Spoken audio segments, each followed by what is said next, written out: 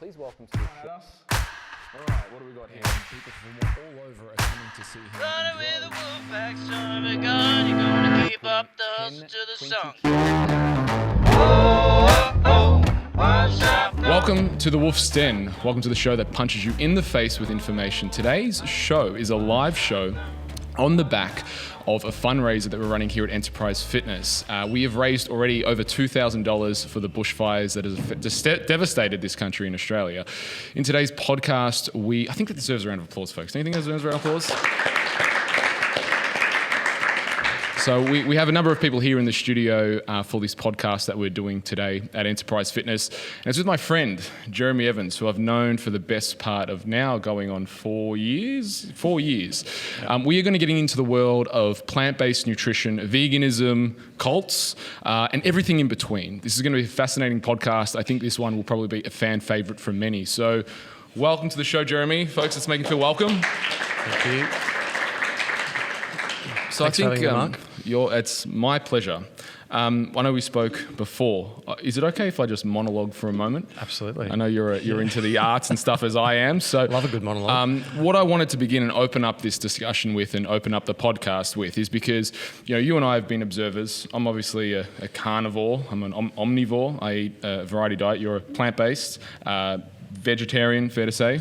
Plant-based. Plant-based. You don't like that term so much? Yeah, plant-based. Plant-based. Covers everything. Covers everything. So we have I suppose, a different point of view, but you've seen the Game Changers, obviously the documentary that's come out, and it's kind of really has taken the nutrition world by storm, or the mainstream media really by storm, and is really, as a personal trainer, I'm sure yourself, people are coming now more and more saying, what about this plant-based diet? You can get everything you need, all this kind of stuff, and it's really put people into two camps, and it's divided people almost into the left to the right. It's almost become political and almost religious at this point. So what I wanted to start with was the thought and idea. In the 18th century, we had this idea of, not the idea, we actually had the crown, the king, the queen, the royal family, and the church.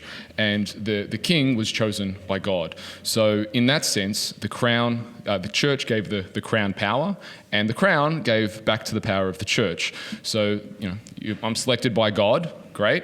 Church gives the king the power, then the king will say, you should go to church, you should listen to them. So together, the church and the crown were able to control the way people thought and everything that went before. Today, or more recent times, we now have the state, the government, and the media. And for decades, it's been a case of, what will the media do for the politician in power? And it's been really control of the narrative in mainstream. So, if a politician wants to push a certain agenda, they make the right deals with the right TV stations, and that's what then becomes, in the Herald Sun, that's what you hear about. You don't hear about the war in Syria or Rwanda or anything like this. This is the narrative in that country, in that culture. Today, I think, we're in a dangerous place because it's not the crown, it's not the church, even though that was a dangerous place. What we have today is social media and influencers and science. And I really do believe that science has become the new religion that people follow.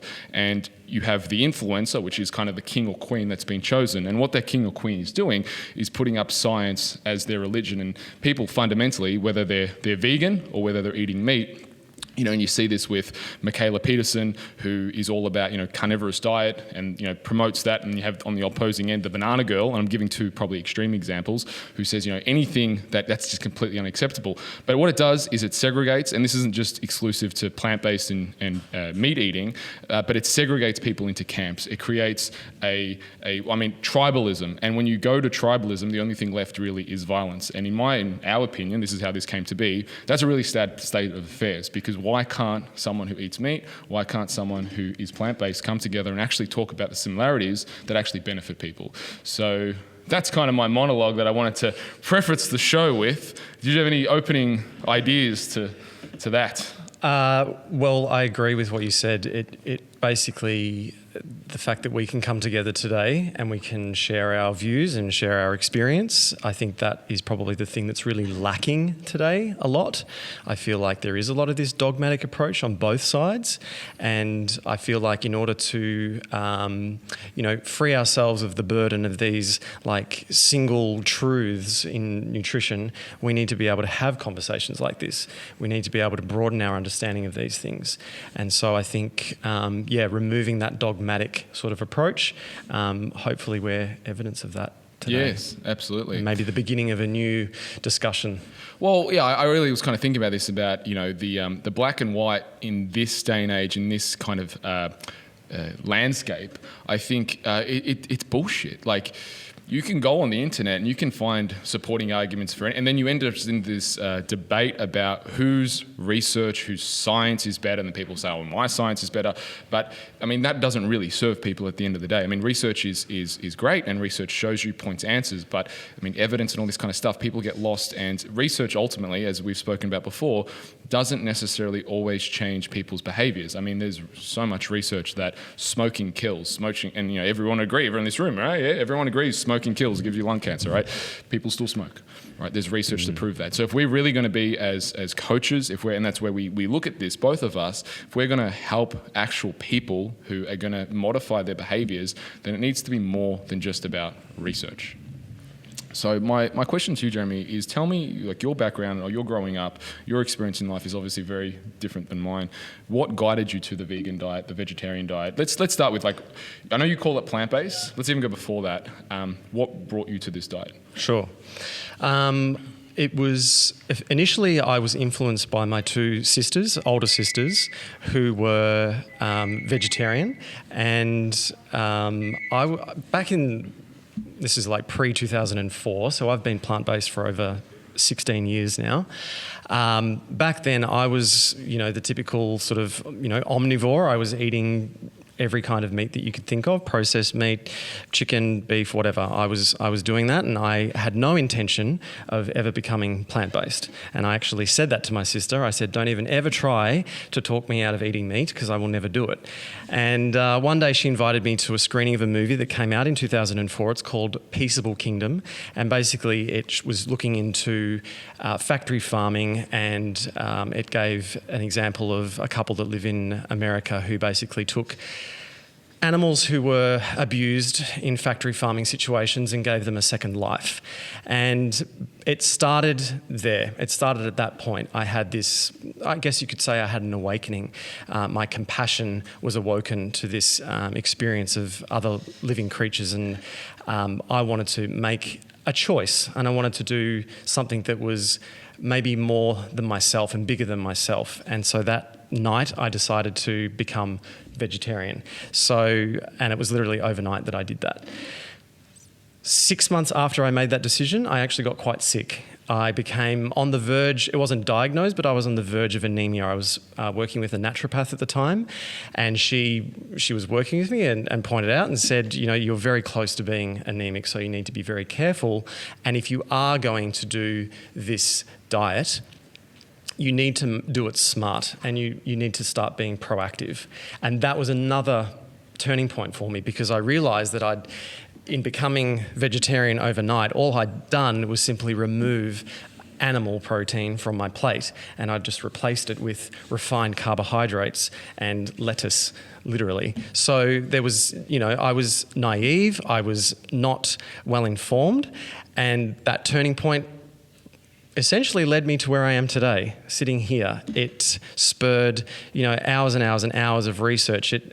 It meant that I would eventually become a personal trainer and start coaching people in their health and fitness. And so where I am today, I guess, is essentially having had all of that experience of understanding my own health. It's brought me to also knowing that each individual has their own experience of health, and that's very important as we discuss these things. So 16 years is, it's long enough to do the diet where you're going to come into challenges. You hit those challenges into 6 months. You can see it's long enough to know the pros and the cons pretty well. Yep. I'd probably say, like, if we can start at, like, what are the things that, so you saw the documentary, what were the other reasons for people going plant-based that you believe that you see are the most common?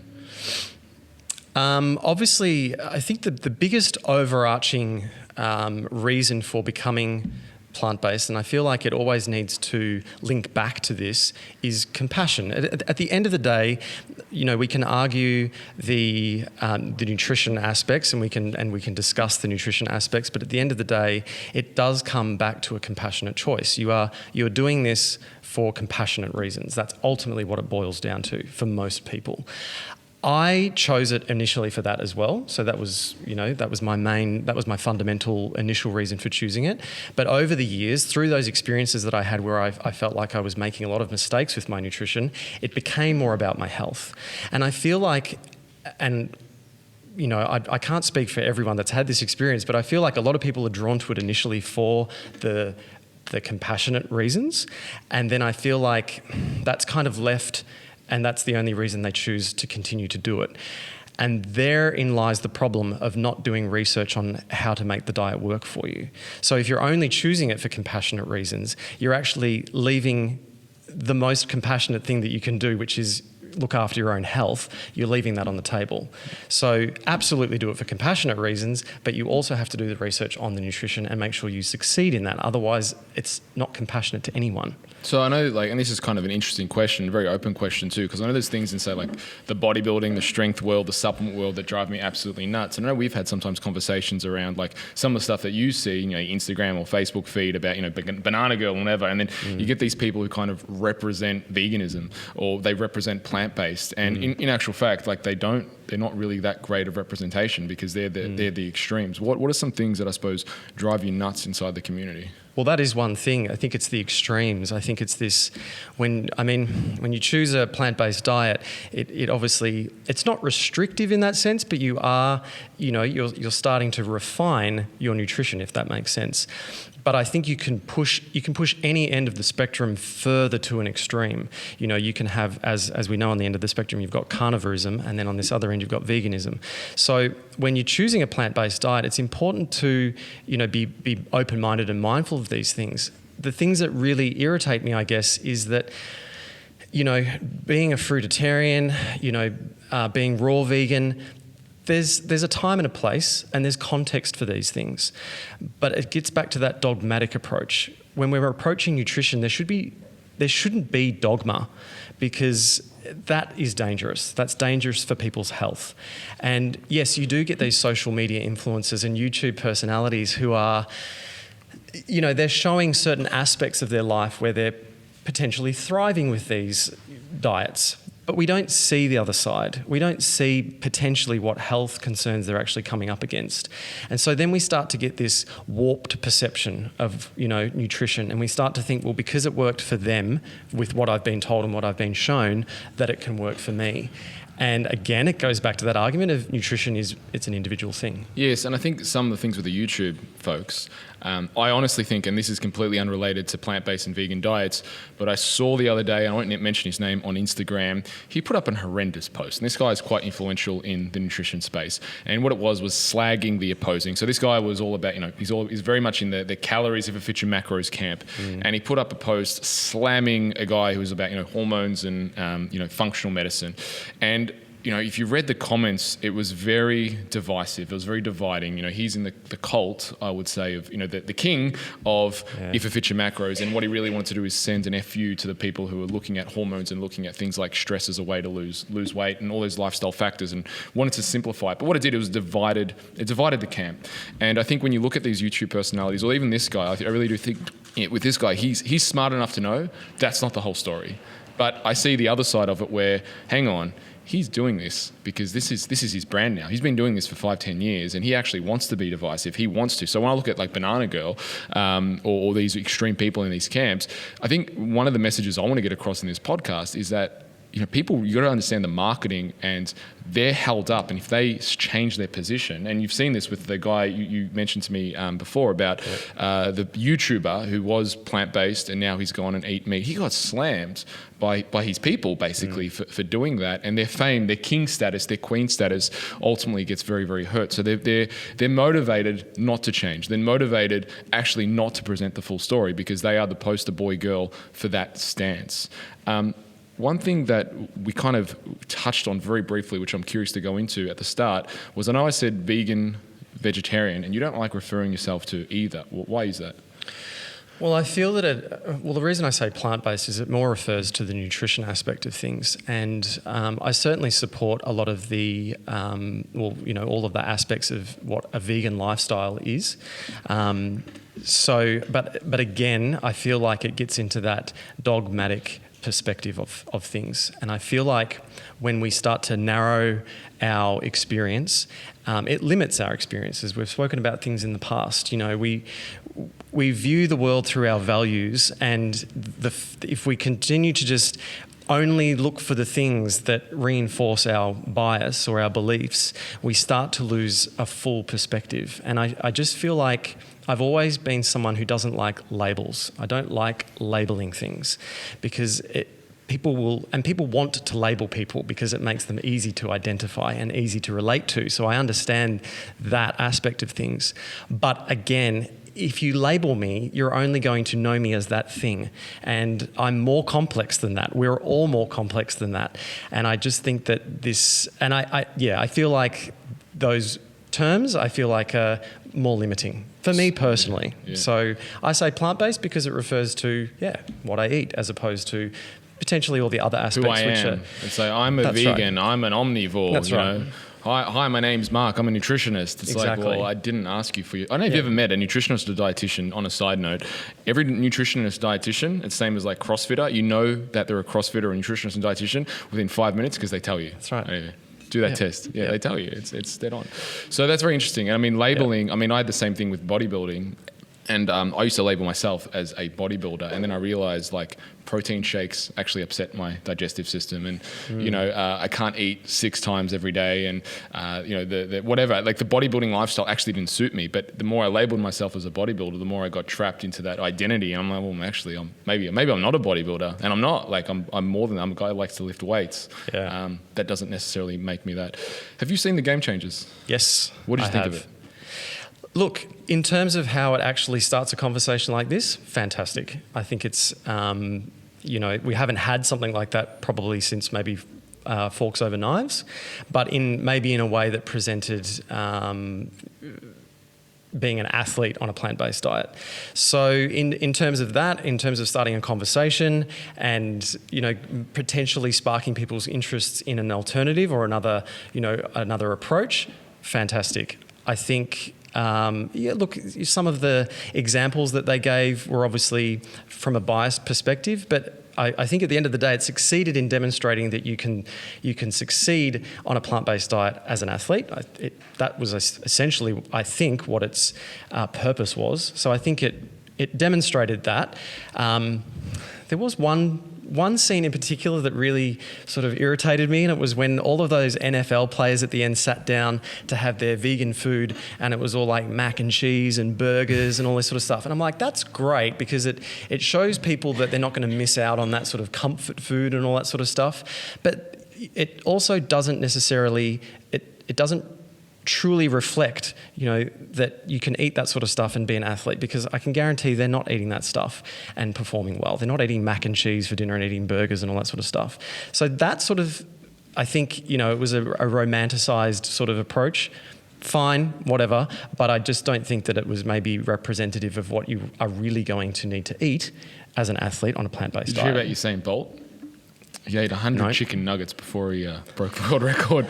So unless you're a genetic freak where it really has no impact in terms of what you eat. Apparently they did a study on him and his bones are like extra bouncy, and that's why he's able to, because they're long, because it's very unusual for someone that fast to be as tall as he is. But on a side note, probably for me, the most annoying part, or my pet peeve with the film, and this is such a moot point, but it really irritated me, was when they had that guy, I'm the doctor, and he said, you know, everyone thinks that protein is what you need for energy. You need protein for energy. And, you know, it's like, no one thinks that. No one thinks that you need protein for energy. Everyone knows that it's carbohydrate. And more to the point, when James Wilk went on Joe Rogan show and defended that point, he's like, in the University of blah, blah, blah, that's what they think. You know, they're the experts. It's like, well, hang on, you're looking at the wrong experts, because actual experts do not think, there is no one really in the nutrition community, or should be no one who thinks that you're going to get protein's going to be an energy source. So I thought some of the things there was, I feel like they were doing such a good job, and then some of the points that were just trying to get crossed over the line, if they just didn't try to get them crossed over the line, it actually would have been a stronger piece. And that was one of them where I really felt like they could have just taken that out, and it would actually stood stronger by not trying to dilute any of that. Yeah, I agree. I think as we know that the protein isn't a fuel source. And so for them to actually state that, I guess it's an instance where you're like, oh, hang on a second, let's just take a step back. Yeah. One of the things that I did like about the film, that they presented it as the athletes, and the thing I really like about vegans, vegetarians, plant-based, whatever you want to call yourself, the thing that I really like is that they do make it a political and environmental issue. And I think there is a lot more common ground with someone like myself and plant-based folks, in the sense that it needs to be an environmental issue. And I don't really feel the film really covered that or did that as much justice as it could. What about you? Yeah, I agree. I think the main narrative that it was demonstrating was performance as an athlete on a plant-based diet. There are other films out there that talk more about the environmental reasons and arguments. And I think if you're going, like we said before, facts don't necessarily change people's minds. But I think if you're going to want to educate people, and you can't do this in a documentary on Netflix alone, like it's a snapshot of the big picture. But I do feel like there needs to be more of that sort of threaded through the conversation as well. I don't feel like it should just be one aspect.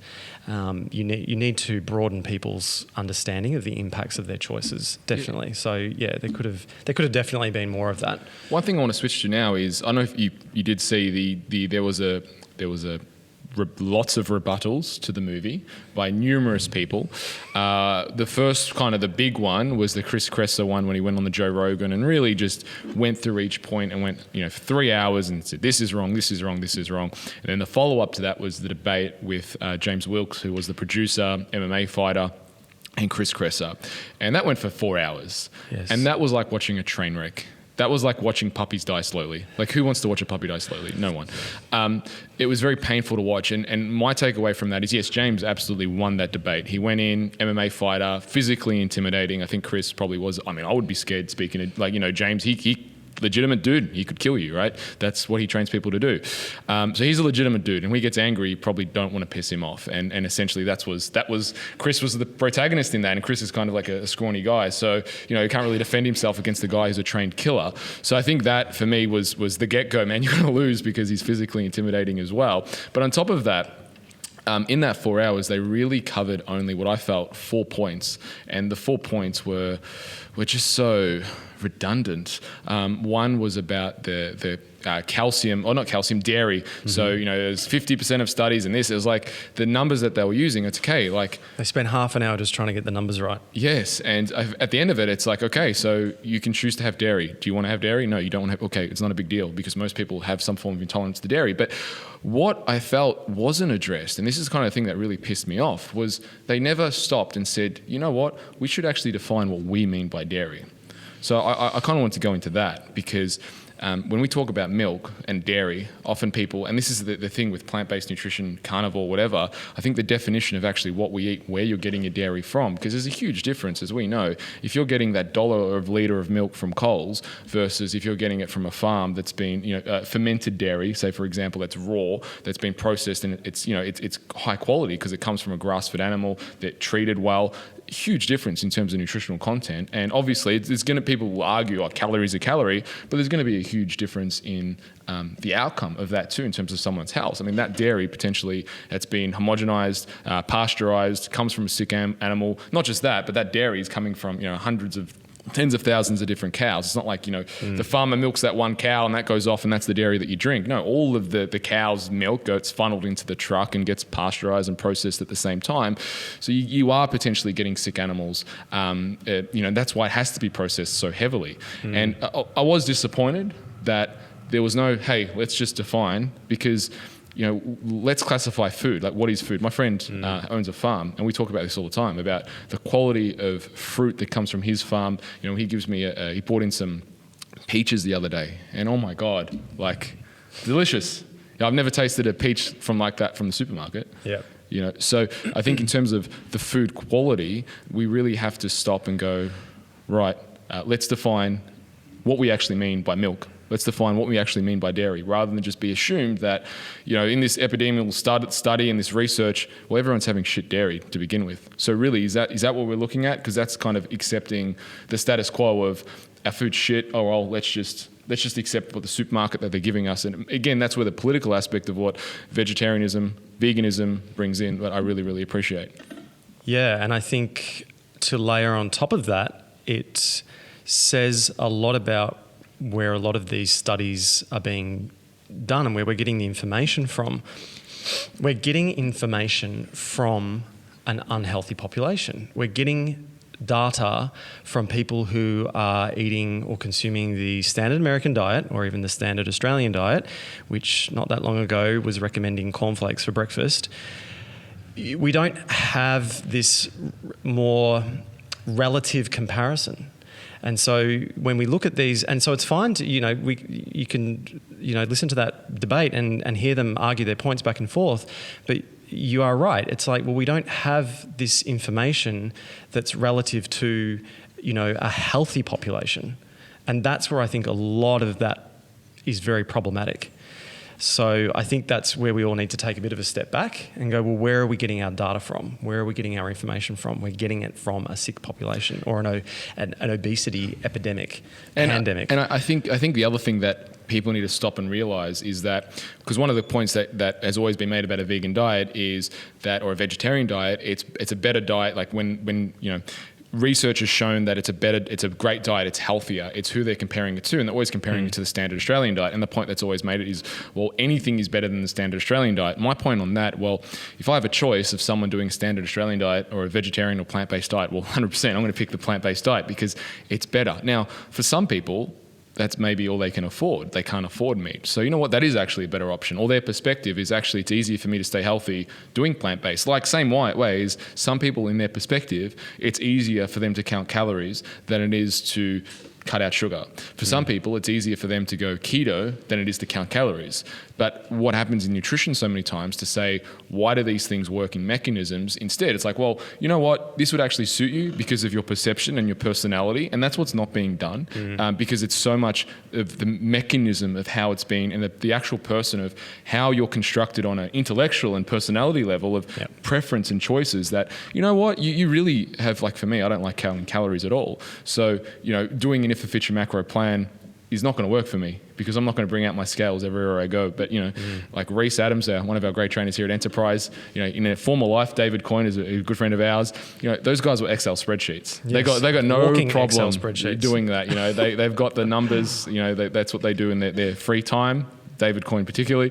But you and I... If you need an Excel spreadsheet, David Coyne. Shout out to David Coyne. No, but I think, to your point, is sometimes like that's the choices, and not everyone is necessarily in the world looking for optimal. Not everyone is looking to be an athlete. Some people are looking for a diet and a lifestyle that actually matches their personality and their needs, rather than saying, well, this is the best, this is deficiencies or whatever. That's the best they can do. And I mean, that may be a different way of looking at it, but I really do. What any thoughts on that? I think as coaches, our priority as coaches when we're working with people is to work through all of their limiting beliefs and their values and understand them on a psychological level and help them to move towards better health. And I think as coaches, that's what we're always trying to do. We're always trying to educate people and move them away from food phobias. And I think that's a really big part of this discussion, and that's why I think it's so important for us to just talk like this, because there is so much fear around food.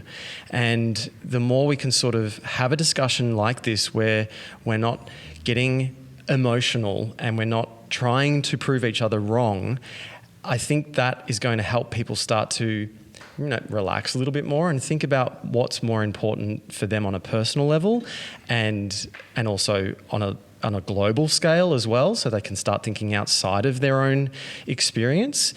We need a more nuanced approach to nutrition, and that's why I think these discussions and these documentaries are important to help start that conversation. But we do need a nuanced approach to nutrition. It can't just be because I do it and I've done well on it, you should do it and you will do well. You know, okay, you probably could do well on it, but you're going to have to work on it, as I have. But just sort of painting it black and white, it doesn't serve anyone on a nutritional and a health level. It just creates more confusion, and it creates more fear.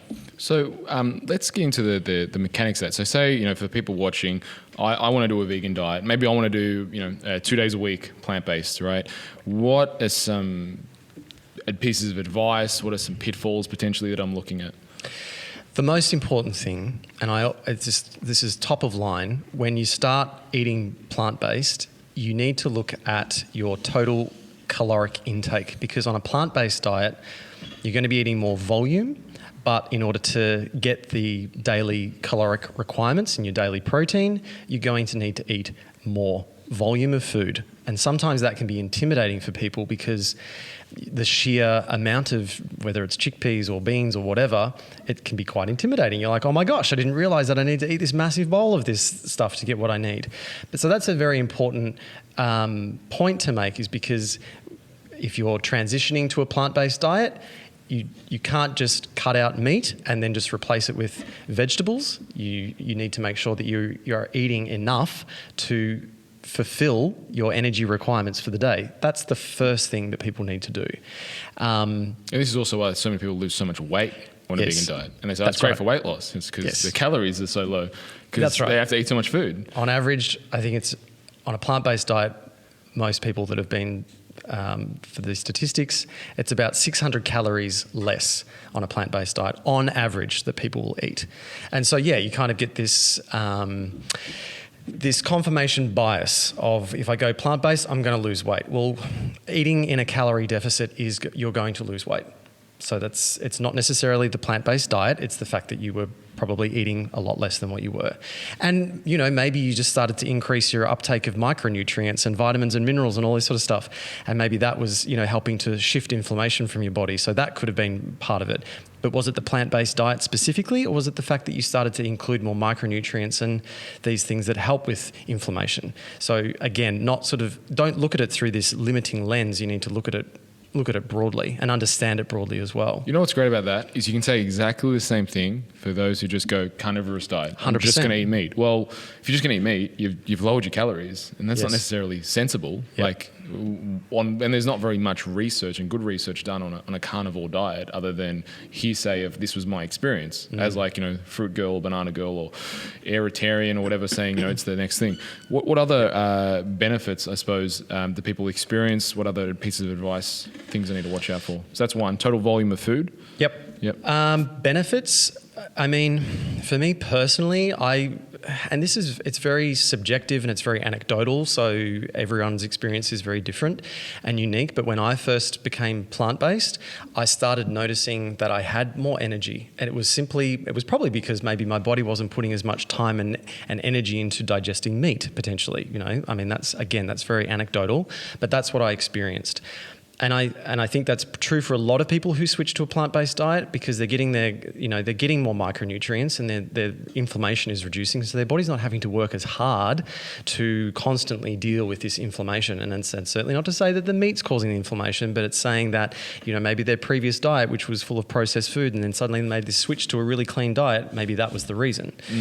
So it is definitely, you know, you're definitely going to experience that. You'll feel, you know, potentially lighter and clearer and more energy. I personally noticed that my recovery was a lot quicker. I've been a professional Irish dancer for 21 years.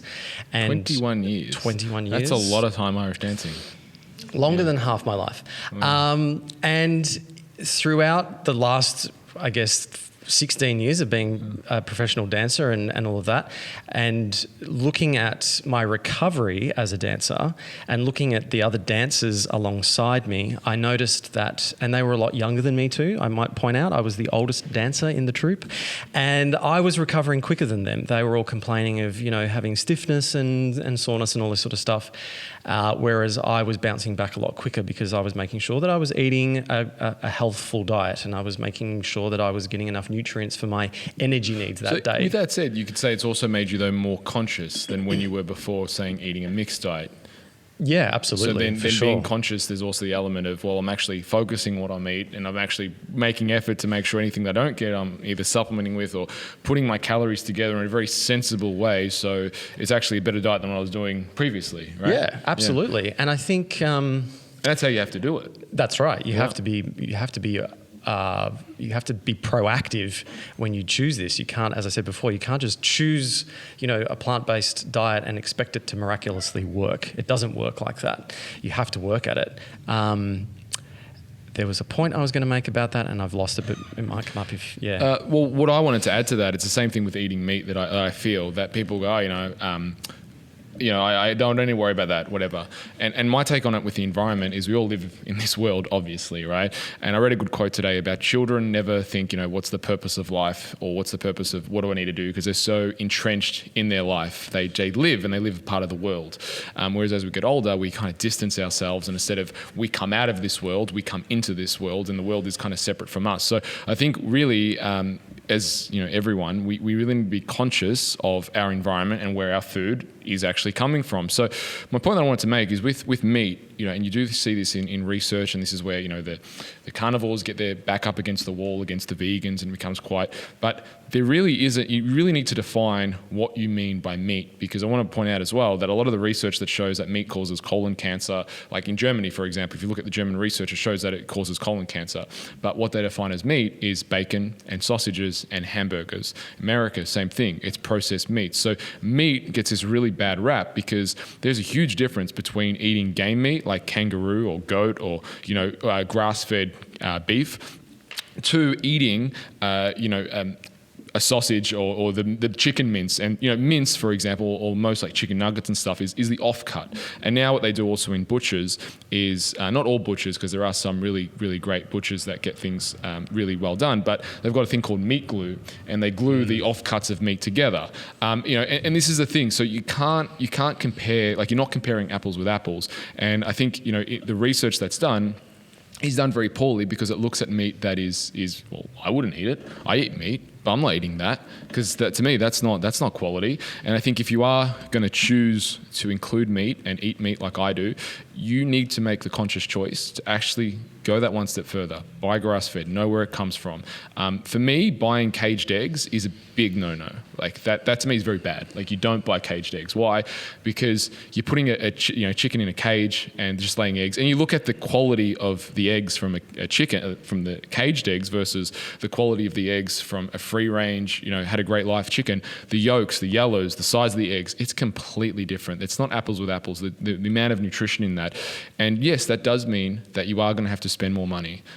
But interesting fact, what is it? It's like the organic market only needs about 16% to have more penetration of the market to actually bring the lowering the costs wide. And I think globally we're at about 4%. So the more, it's the law of supply and demand. The more people that demand good food, the more the big corporations are going to say, well, you know what, we're not going to give you factory farmed meat. And the other thing on meat that I always like to bring up, which is like in America, they literally traded in 120 buffalo free range for 50 million tortured cows. Now, any way you cut that, you want the buffalo. So why? Because they thought, well, we're going to control our environment. We're going to, produce meat on demand. We're going to, ransack the environment and just create this meat on demand whenever, big corporations want it. Where really, if we can go back to living with the land, and this is the point that I think vegetarians, plant-based vegans, meat eaters really come together with, people who are health conscious, is it's far more important where you get your food from, rather than just saying, I'm a vegan, I'm a vegetarian, I'm a carnivore diet, because where you get your food from actually determines what it does for the environment. Because if you're buying factory farm meat, or if you're buying soy, you're still giving money to the people who are raping the planet for its resources in terms of the fossil fuels. There really isn't a sensible. The only way sensible out of this is to go buy your food from farms that are their ecosystems that are carbon neutral, for example. And that's where if you've got vegetation on the land and you've got the animals, it's actually shown in those ones that the carbon that's emitted is actually neutral. So you can have animals, and animals are needed, but it's how you farm, not a matter of this choice, my label is going to make me more superior and better than you. I think it's all on a scale at the end of the day in terms of our choice. We do all have a choice to make, and we all have this responsibility to make the best choice with the knowledge that we have and the resources that we have. And the more we understand about things, the better choices we can make. And I think that's probably really where we are in the state of the world, in the state of the environment and health, is that for far too long we've made choices that were very driven by the ego, and we're in this sort of, it's cause and effect, and every action has an equal and opposite reaction. The state of factory farming, I believe, has given rise to veganism because it's a response to that. And I agree, we need to go back to, we're so out of touch with where our food comes from. We're so removed from the whole process.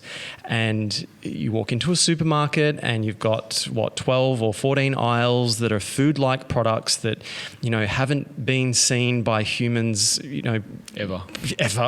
Yeah, exactly. And then onto one side you've got your fresh food, which is predominantly what we've survived on, but there's no one understands what's involved in doing that. But even in that, like Australia wastes 30% of its water that it basically on, and the reason being, it's like something. Let me say that again. It's like 2 billion liters of water that Australia wastes every year because this is a big because we throw out approximately 30% of the food we grow. Now the question is, ask me why. Everyone go, why? Why? One person, great. I feel really supported right now. The reason why for that is because for the supermarket to have like an apple, they want an apple circle. They want the avocado to be round. They want the banana to be a certain shape. So you have fruit, like humans, that don't look all the same, and that's completely normal. Like there should be dirt on your apple. You're going to have different shapes, but there's 30% of food that we grow in this country. I'm not talking about like America. I'm talking about Australia that we throw out. There's perfectly good food in places like Sweden, for example. They've got the aisle of, and they've promoted it as we're all bodies are different. Why shouldn't our food be? And people buy it, and it's a little bit cheaper, but that's a great resource. And I mean, we talk about feeding the homeless or making use of our resources and just being more conscious. I mean, that is such an easy fix at the supermarkets, the conglomerates, and this is why I'm quite passionate about. I have a lady, her name's Julia, from a farm. Some cards at the front, happy to pass them around. Free shout out to Julia. But she's local to me, and I get all my food once a week from her farm. And she delivers like $12 delivery, right? Great, fantastic. I don't shop, and if I have to shop at Coles, like I really don't like it, right? And Safeway, because of that reason, because there's so much waste. And I mean, this choice of what we're talking about now, you can be plant-based, you can be vegan, you can be vegetarian, but if you don't do that, that's a fundamental. Like if it really is about the environment, which I think for me, that's really I come on it. You need to understand so many things that go into this. It's just so much more about exactly what you said about the label. Oh, I'm plant-based. I'm better than you because you kill animals. Well, hang on. In the trade-off for that, if you eat soy, for example, in farming soy, which is a monocrop, you're using glyphosate. That's horrible for the environment. You're killing the land. That's not a better process any way you cut it. It's a different process, and it's akin to the factory farm for what it does to the land. So really the only way off, and to be sensible with it is to really go back to nature and put the money back into the pocket of for us, the Australian farmer who's growing, doing the right things, but they're constantly in the red. How many Australian farmers are packing up, going out of business? Yep. It's a real problem, and it's because of this stuff with the $1 litre of milk. So when the vegetarians and the vegans, the activists are getting out the front going, this is ridiculous. I'm with them 100%, because that's what the problem is. It's not so much about your choice to eat meat, but if you are going to eat meat, you've got to apply those same rules that I'm talking about vegetables. You've got to apply those same rules when it comes to meat and go buy proper meat. And if that means that you can't afford to eat as much meat, well, hey, you're going to go plant-based. You can maybe eat one meat, and the reality is that if you're on a farm, you might have one beast, and that one beast might last you for the whole winter or whatever it is. You're on rations. But I think this way of thinking is a much better, and at least spend money on your food, because that's, even though now it's always like the point of early adapters, that chart which shows that the ones who line up out the front, who buy the iPhone the day it comes out, the early adapters to anything, like with Tesla, for example, they're the ones that bring the price down. So you need the early adapters. And I think for a lot of the folks who are in this room watching this podcast, you folks are the early adapters. So spend money, because that's the only way that this is going to get mass market, where you get to that 16% of organic food. And then that's going to be the norm, right? Because then they're going to start to realize that Australia wants proper food. I want proper food. Yep. I want it. Yeah. Thoughts? Yep. It's like, I think when we talk about choice, we all have a choice to make. And with what you've said, understanding where your food comes from and being proactive in that whole experience, we do have a choice. And like you've said, layering on top of that, personal choice, I think, needs to be put aside, in so much that, because if you're only going to choose what is right for you personally, like it's like, I'm going to keep eating this thing, it's like, well, you need to be aware of the impact of your choices. Does that make sense? It's like, well, personal choice, sure, but in the grand scheme of things, your personal choice may be contributing to something that's actually causing other people or other things in the environment to, be in a worse off state. So we all have choice, absolutely, but I think we need to remove the personal choice and bring it back to more having that responsibility. It's personal responsibility to understand where our food's coming from, take that accountability of doing the research, being educated, being aware, and when you have all of those, I guess when you have that more, as I've said before, that more nuanced understanding, you're going to be able to make better choices. And I think that's ultimately what education comes back to. So we need to educate people on how we got to where we are today. How did we get in this mess of nutrition? Well, it's because we all made choices. And that caused corporations to go, oh, okay, I'm going to make the TV dinner for them. That'll make their life easier, and then from that, I don't want my life easier. That's what you have to say. That's right. I don't want my life easy, which is really hard. We've been sold convenience, or we've been sold health under the guise of convenience. Or protein bars. Yes. Shakes. Yes. It's like the fat loss pills. Yeah, and just processed food in general. All of it's that's the problem. It's like convenience is sure there's definitely, it's always context, of course. There are times when you're going to need to have something that's convenient, but if that is the only way that you choose your food, if it's only ever a convenient choice, it's eventually going to come back and bite you in the bum, and that's kind of where we are today. It's like we've made too many convenient choices for our food to be the way it is today. On that, there's a book that I recommend. It's called Food Shock by Diana. I don't remember her last name, but the picture on the front is, she's an Australian author, which is great, but it's a glass apple. And I think it's great. Like, it's such a good picture to symbolize the food shock. But one of the points she makes is with tomatoes. Tomatoes are picked green. They go on a truck for 6 months. On transit, they're sprayed with a chemical. I can't remember what the chemical, it starts with O, that slows down the aging process. And when it makes it to the supermarket, essentially it's ripe on the outside, but still not ripe on the inside. It's green on the inside, essentially, because it's grown so slowly. Yeah. But that is, and this is, again, when I say this is even more point, because you want tomatoes that taste nice. I want tomatoes that taste nice. Go to your local farmer. They're the only folks that have tomatoes that taste nice. That's right. With everything else. Yeah. And as you do, know who your food is coming from. Go to the farmer's market or contact someone who grows, seasonal vegetables or whatever it is. Make sure that you're actually in contact with them. Make sure you have a relationship with these people, because if you're going to have a good relationship with your food, you need to know who grew it for you.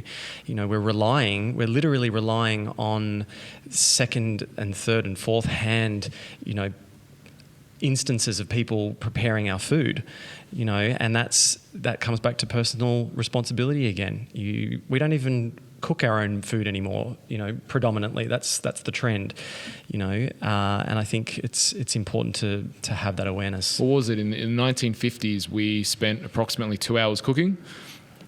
today's day and age, we spend 30 seconds on average. If you average it out, some people don't cook at all. Just order Uber Eats. Uber Eats. How easy is that? Get some Uber Eats. That really should be an on-occasion thing. Once every while, not a daily practice. Just when you map this out. And as you said, it really is that matter of convenience. People are trading in convenience, but you can only make that trade in your health so many times. That's right. You can only trade so many until it bites you in the ass. And we're doing that with our environment. Yes. Yeah. And that's why so many people get like with the live export, I don't know if you've seen that, but that's horrendous.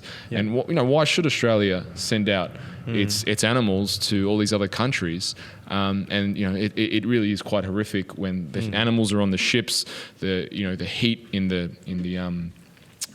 the ship goes up so much. A lot of the exports one capsized recently, so that was so many animals die. I mean, practices which goes back to the point of this is far more about than just plant-based versus eating meat. If you're going to get out of the wheel, you need to actually look at what's creating that wheel. And I think meat eaters as well. You can start today by making better choices, and those better choices can be very simple. Like reach out to your local farmer, find out their name, whether you're eating meat or you're plant-based. One of the things in the plant-based diet that we see a lot is the comparison of, this peanut butter sandwich is the same as. You want to speak to that? Yeah, I see a lot of stuff on Instagram and Facebook, and I'm sure you've all seen it too. There's the comparison of like 100 grams of beef versus 100 grams of beans or whatever. And I understand why we make these comparisons, because it's to show people, well, look, you can get the same amount of protein from this amount of calories or the same serving size. So I understand why the comparison is made. What I take issue with is that when we only look, well, first and foremost, most of these comparisons are just comparing protein, and food is far more complex than just protein at the end of the day. There's the fiber, there's the micronutrient value, there's the karmic quality of food as well. And so when we only view food through this, like, well, how much protein does it have? It's very reductive. And beyond that, when we make these comparisons, like I said, there's so much more that goes into, the individual components of food. It's not a fair comparison, because the energy, the way that food is grown, we need to separate these things, and rather being like, well, if you compare that, look, you get the same amount of this as you will get from that. And it's like, well, I understand that, but at the end of the day, let's just talk about what that thing is good for. If we're going to do this comparison, let's just talk about what beans is good for. Let's talk about what lentils are good for, rather than, and I also don't like it, purely just from I think a psychological approach. When I'm making these comparisons, it's amusing to me that people will put up pictures of meat when that's the thing they're actually trying to direct people away from.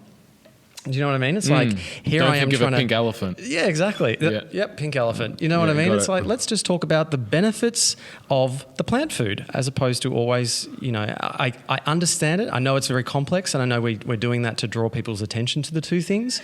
But I'm very much like... But it's also very divisive. It's me versus you. Yes. Which that's what fundamentally brings it back down to. It's a mechanism and a weapon to put people into camps. Oh, those people who eat meat. But look, our camp can eat this, and we can get exactly what that camp's better. There you go. You got nothing on us. That's true. And... yeah, I think it's just very reductive at the end of the day. I like to think of myself as being someone who's solutions focused. So, we've talked about all the different aspects today, but I think one thing is often not that, and I think you see it in these rebuttals that have happened on YouTube from the game changers. Everyone wants to talk about the problem, and everyone's got their own problem with it, and they're so focused on the problem as opposed to actually talking about the solution or solutions, because there's always going to be more than one solution. That's what I really take issue with. And so when I have conversations like this, I don't want to get sort of bogged down in like, and we haven't, but get bogged down in the problems. It's like, let's talk about the solutions. It's like in the Chris Kresser, James Wilkes interview, where they got to the B12 and they did an hour on going back and forth about B12, and it's like, so would you agree that if you just took B12 as a vegan, you could get enough B12? Yes. Wow. That took an hour? Wow, it just took us like 10 seconds to go, yeah, well, you can supplement with that. Just make sure you buy the right supplements. You get practitioner brand, you get the methylcobalamin, you don't get the crappy whatever it is that isn't going to be absorbed where, it creates other problems. And I mean, really, that's the solution, isn't it? That's right. And we like to think, and this is another, I guess, issue that's sort of come with all of this. We want more and more, we want complicated solutions to our very simple problems. Yeah, we actually thrive on that. We want this drama and this this dialogue that's separating, and we want to confuse things. But at the end of the day, the solutions are quite simple. Yeah, it's like what Albert Einstein said, which would paraphrase, any intellectual moron can take the simple and make it more complex, but it takes genius to take the complex and then make it simple. I like that. Yeah, and it's just those actionable steps. That's it. Yeah, what else is on your mind? Have we covered? I think we've dug into it. I can't think what else there was. Yeah, we've covered it. We've done a good job. Cool. Alrighty. Yeah. Well, what we'll do is we'll take a quick break. I want to take this time. Let's give Jeremy a round of applause, folks. We're going to take a quick break and come back. Before we do go to that break, I do want to thank Localized for donating a great hamper. They're on Swan Street. They donated a great hamper. They have organic food. So if you want to check out Localized, they're on Swan Street. They donated to us for the bushfire appeal. Also, First Press Coffee. They gave us 8 bottles. They make great cold drip coffee. And Birdie's Butcher, where they get all their meat from Victoria, and it is all grass-fed. So check out our sponsors for today. We've already raised over $2,000 for the bushfire appeal. I hope you're enjoying this interview. We'll be back with a Q&A from the audience. Stay tuned. Are you looking to get into the best shape of your life? Are you looking to lose that last 5, 10, or even 20 kilos? Well, I founded Enterprise Fitness. Well, I should say I started personal training in 2006, and Enterprise Fitness has been an evolution of my career and finally has brought me to this point of opening up this facility here. And this facility is dedicated to bringing you the very best standard of personal training, bar none. We have trained over 250 champions in competing and a variety of different sports, as well as quite literally thousands of before and after transformations, helps people get in the very best shape of their life. And heck, we've even educated a stack of trainers throughout the world. This has become a travel to destination. So folks, if you are in the Melbourne area, hit us up. It's melbournepersonaltrainers.com. This is the place to train. You can email us at info@enterprisefitness.com, or the website is melbournepersonaltrainers.com. And make sure you check us out on Instagram as well. Reach out to us. We're here to help. And again, this is the place you want to be if you're serious about your fitness and physique goals. I hope you're enjoying this episode of The Wolf's Den, brought to you by our good friends at personaltrainermentoring.com. So if you're a personal trainer looking to level up your business and career, head over to personaltrainermentoring.com. They have a free $500 gift pack ready and waiting for you. A digital gift pack that contains a free course all about how to screen and assess your clients. The course is over 2 hours long, gives you the ins and outs of screening and assessment, and also included in the pack are 3 ebooks, all on how to make more sales, get more clients, and basically get better results. So if you're a trainer, head over now, personaltrainermentoring.com, leave your details, and get on the fast track to success. Welcome back to The Wolf's Den. Now we are going to get into audience questions. So, Al, first to kick it off. Just from what you brought up before about the water wastage, I was just wondering if there was anything in the movement law-wise to sort of reduce that, because it was pretty astounding to hear how much is actually being wasted. Yeah, so just to clarify what I was saying is the numbers that I was giving, like that absurd number, I don't know the exact numbers, so don't quote me on it. It's something like, it's over 1 billion. It's over 1 billion litres of water that is wasted. What I was directly attributing that to was agriculture in Australia. So because 30% of our food that's grown for supermarkets doesn't look a certain way, that water that's used to grow that food is it's over 1 billion litres. So we are wasting that much because we're essentially throwing out that food. So that water is really going nowhere. It's not personal use. It's because we're throwing out food that simply doesn't meet that criteria. So that downstream effect isn't just that we're throwing out 30% of our food that doesn't look quite right. We're also wasting over 1 billion liters of water every year because of that practice. So in terms of laws and all this kind of stuff, I think really it's just consumer awareness. Like if you look at the European Union, in 8 weeks, they introduced the bill to put genetically modified food. In 8 weeks, it was rejected. Why? Not because of politicians. It was because Europe has a food culture. And the thing about genetically modified food, it offers no consumer benefit. So if you look at low-fat products, if you look at like any of the artificial sugars, it's low-fat, it's low sugar, it's high in protein. These are fortified foods. People can market them as something. So to the lay public who doesn't watch the Wolf Stand, they're like, oh my God, it's low in sugar, but it's super high in fat. Oh my God, there's no fat in this, but it's super high in whatever, right? Chemicals, people like whatever. But genetically modified food offers no consumer benefit. There's not a benefit to you eating genetically modified food. The benefit is to the grower. So in Europe, it was rejected. So now they have a law where you cannot import any US genetically modified grain into the European Union, which is case in point to say when people, for example, are celiac and have a real problem with wheat and they go over to Europe and they stuff their face with pizza and pasta and like, oh, I was fine when I was in Europe, I'm probably not a celiac or whatever, and they come back here to Australia or America and then they have all these flare-ups. The grain is different, and that rises the argument of, well, is it the gluten? Is it the glyphosate? Is it the genetically modified process? Is it probably a chemical cocktail of all these things? Yeah, probably. Thoughts? Yeah, I think when we're sort of looking at big numbers like that, it can be quite... I guess it really does raise your awareness of all of these things. I guess, if you want some other big numbers too, which might, raise your awareness, over 60 billion land animals are killed every year for food. 60 billion every year. And that doesn't count for fish or ocean life. So that's, again, like what we were saying earlier, it's like there's this huge disparity of overconsumption, and this is what I believe is why the rise of plant-based diets has come about, because people have been like, well, hang on a second, this is not sustainable. We are not living sustainably on this planet, and we need to start being way more mindful and start making better choices. So, yeah. Yeah, thank you for the question. Let's give him a round of applause. Hello. I just wanted to ask, just in terms of plant-based proteins, what's the best ones that you can recommend for performance or just in general? So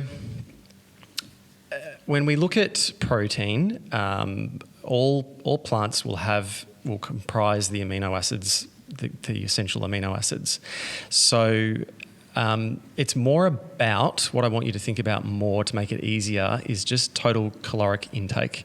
If you're, obviously you're not going to get 100% of your calories from fat, of course, but if you're eating a diverse and whole foods diet, you're going to get enough protein. So you don't need to worry about that.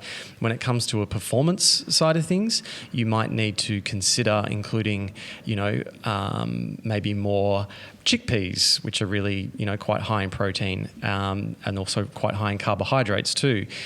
Beans are, of course, very good. Buckwheat is another good example. Some seeds like pumpkin seed is very high in protein. So don't be so sort of worried about, am I going to get enough protein for recovery and performance? Be more concerned with, am I eating enough for my daily energy requirements? It's a much easier way to approach the problem. Does that make sense? Or do you want more specific foods that you can eat? More probably specific. If you were to say have one actual animal meat a day and you wanted to cut back on that and have the rest plant-based. Yep, I would go lentils and beans. Yep. What's the Lupin Flakes? Lupin Flakes, yeah, Lupin Flakes. I totally forgot about that. How could I forget about that? Lupin Flakes are a relatively unknown legume that have about 45% protein, and they're relatively low carbohydrate in comparison to a lot of the other plant-based proteins. So if you go to, there's a store called The Source. I don't know if you've heard of it. They do bulk foods, and it's one on Smith Street actually. They sell it. It's kind of, I would say Lupin Flakes are like the next big hemp seed type thing. So You heard it here first, folks. Lupin Flakes. Yes.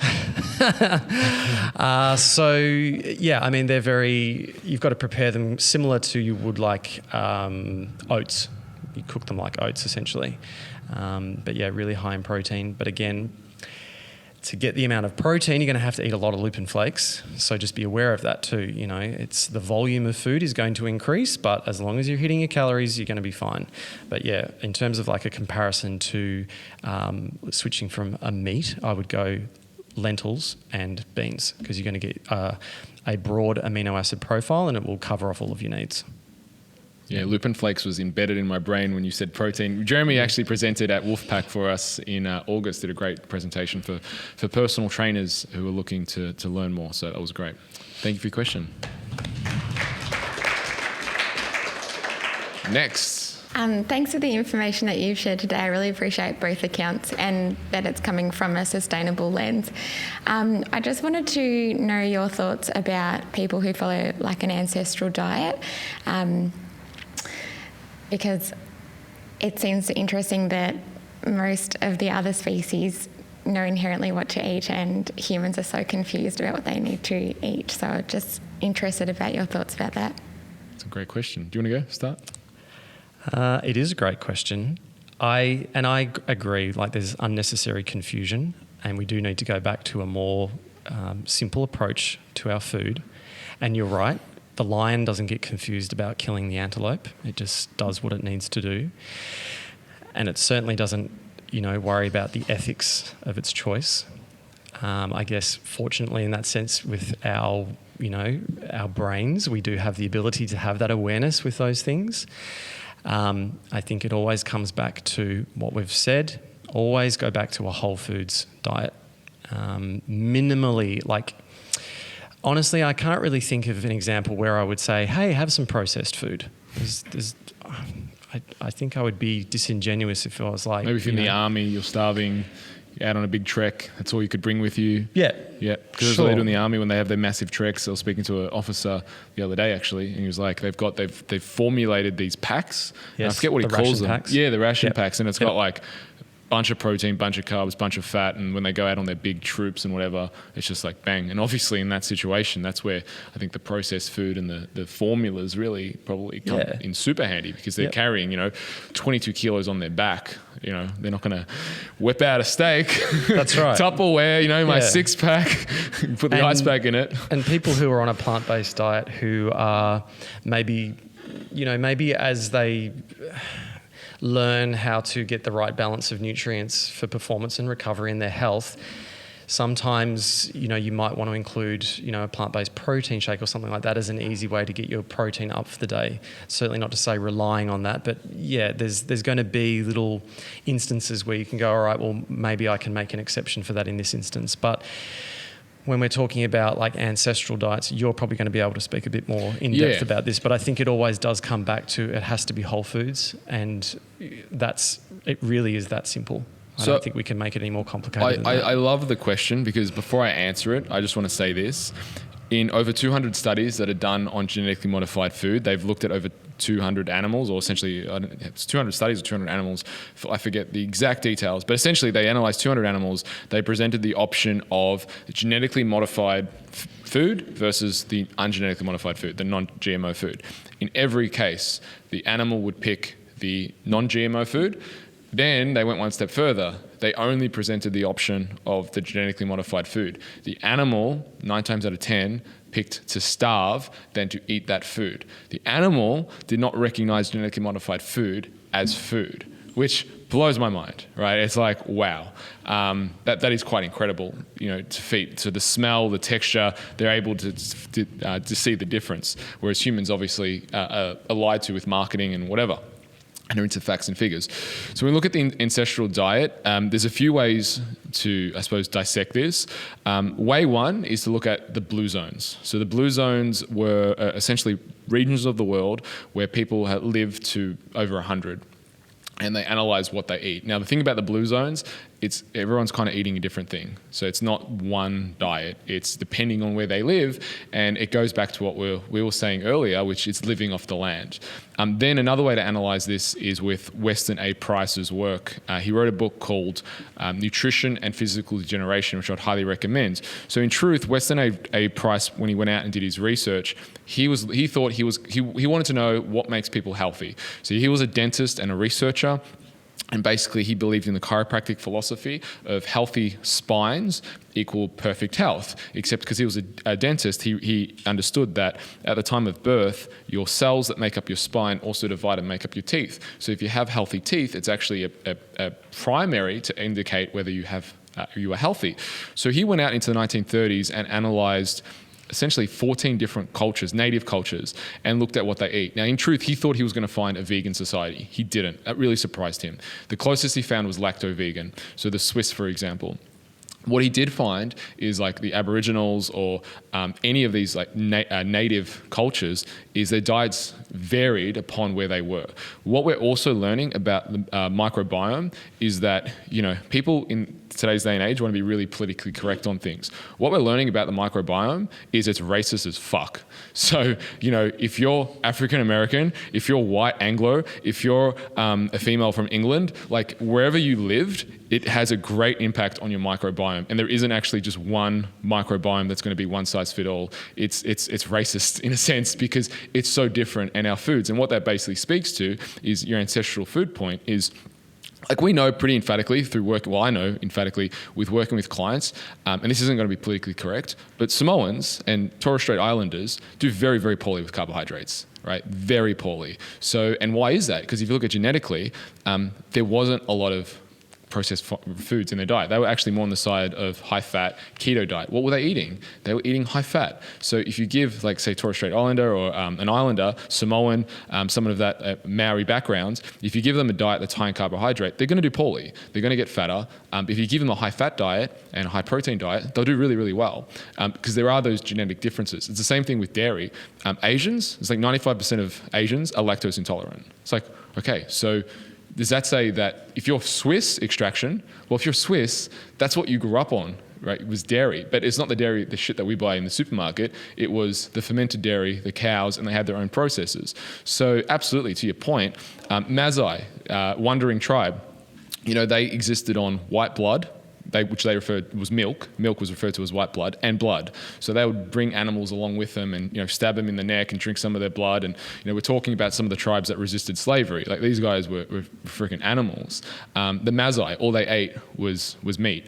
Not the Masai, rather the Lakota Indian tribe. All they ate really was meat, and they called them red teeth because they had so much blood. If you look at the Inuit, the Eskimos, what we'd call Eskimos, they ate no vegetables. There was no, because essentially the vegetables didn't grow in those colder regions of the world. It was really only fish and fat.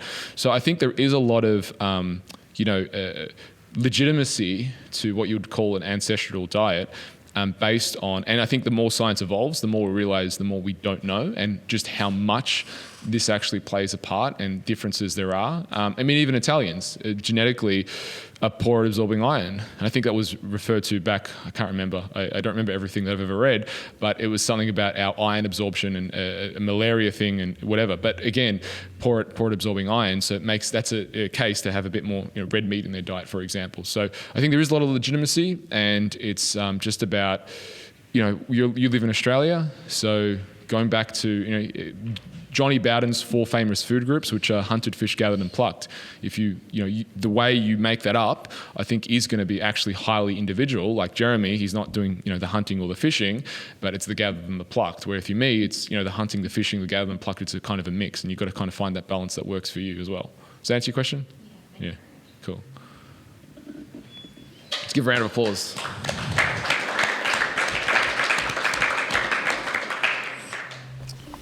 G'day, Mark and Jeremy.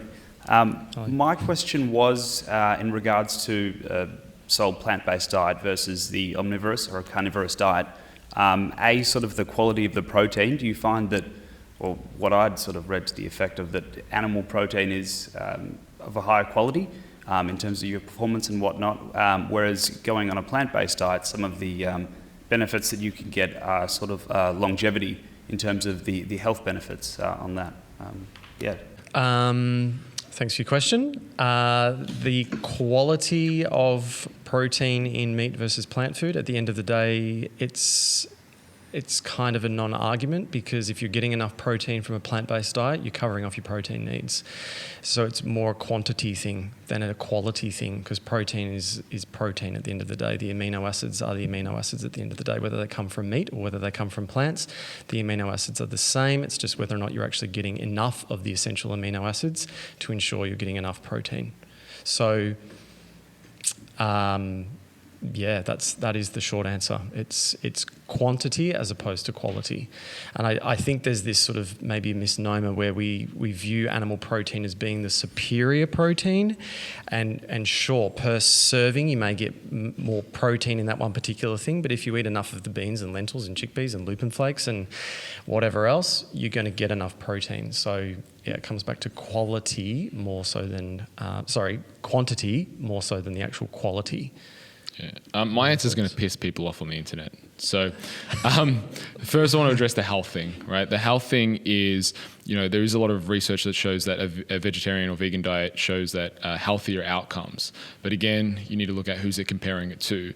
And they're in a calorie restricted phase. So what that says to me is that people who don't eat shit and don't overeat and aren't in a calorie surplus live longer. Duh. So is it that the fact that they're vegan, or is it the fact that they're eating less calories? I would argue and say, well, there's no reason you couldn't do that if you wanted to eat meat as well. I'm not saying you have to, but if you wanted to eat meat and not be vegan, you'd still be able to do that so long as you don't eat like a fat pig, right? The other answer I would say to that, to what Jeremy was saying with the protein quality, yes, absolutely what Jeremy said. You need to make sure you hit your protein. The only thing I would say is with a vegan or vegetarian diet, you do just want to pay a little bit more attention to what type of amino acids you're getting, and you may need to fortify. So this is where we've worked with a lot of vegan competitors, and we've had quite good success. And the way we do it is they have to supplement. There's really no way around that. So we're using things like the Thorn amino complex, which just brings up their BCAAs and EAAs, which is their branched chain amino acids and essential amino acids. So just paying attention to that. If you are making that choice to be plant-based for ethical reasons, and it feels right for you, then just making sure, like, if you are wanting to perform, you probably are going to need to put those amino acids in. Yeah. Thanks for your question. Did I answer it? Yeah. Let's go. Thanks for the talk today, both of you. I'm really interested in how either of you view plant-based products that are marketed as meat, because I find in the polarising debate, I'm a meat eater and a vegetable eater, that it's something that has come to light quite recently, and I find it quite annoying. I have no opposition to plant-based diets, but yeah, I'm really interested in your thoughts. We were literally just talking about this off camera. Yeah. Yes. Well, let's... Vegan wine. Yes, that's right. So I work at Fitness First, and literally yesterday I saw... Melbourne Central Fitness First. Let's give it a right plug. And I saw an advert on their big LED screens for vegan wine. And that just really stood out to me, because I was thinking to myself, why on earth are they advertising wine in a gym? And I know why, because it's vegan, and vegan does not equate to health, but that's what they're trying to go with. So that's why it's advertised in a gym, because they're like, well, if we advertise it in a gym, people will think it's healthy and I can have it after my workout because it's vegan. Instead of protein shakes, wine shakes. Yeah. Hey, that would take off. Yeah, unfortunately, it probably would. But that, I guess, just highlights where we are in terms of our understanding of, well, it's just because it's vegan doesn't mean it's healthy. It can be just as processed, and it can be full of fillers and all this sort of stuff, so it doesn't necessarily mean that it's healthy. And the other day I got asked if I'd tried the new Hungry Jack's, what's the name of the burger that they're doing? Oh, I have no idea. I don't follow. Does anyone know the name of the Rebel Burger? Yeah. And my immediate response to that was, no, why would I? Because just because it's vegan doesn't mean I should rush out to Hungry Jack's, who have been a long-term junk food corporation, also responsible for the deaths of billions of animals. Why would I suddenly go out and support them just because they've decided to cash in on a market? So that, I quite that's my stance and position on these things. There are a lot of meat replacements, and for some people transitioning, maybe if they're missing the taste and the texture of meat, I understand that might sort of fill that gap, and it might, as they start to move across to eating other foods, it might help with that. I understand that. It's kind of like putting the nicotine patch on while you wean yourself off being addicted to cigarettes. But at the end of the day, if you are going to eat mock meats or meat-like products, it should be a short-term thing because it's still not a Whole Foods product. I understand too that some people might use it just on occasion to fill a gap or just to, sort of, ground themselves in some sort of sense of reality. Fine, I understand that as well. But again, long term, I honestly think that, no, that's my short answer. I just think it's, it's to me, again, moving away from what it means to eat whole foods. It's moving away from what is nutritionally sound for our bodies. And it's moving towards something that is grown in a lab or heavily processed that looks like food. It's the same stuff that you see in aisles 1 through 14 in the supermarket. It's not food. It looks like food. It might smell like food. It might have the same texture.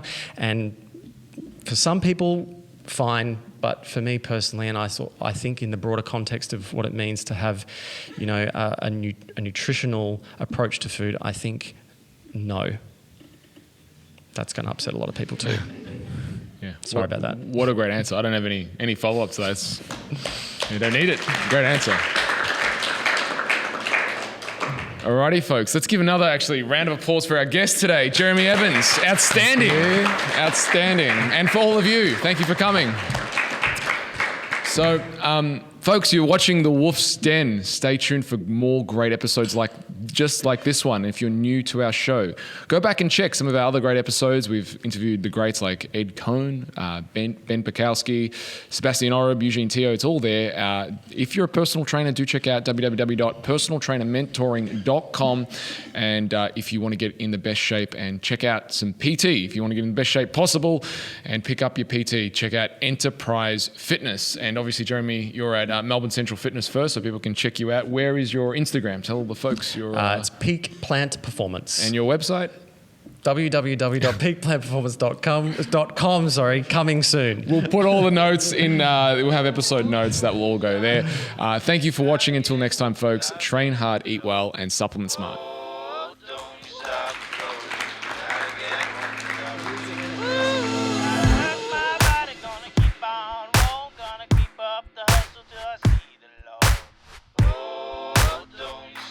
Rolling, gotta get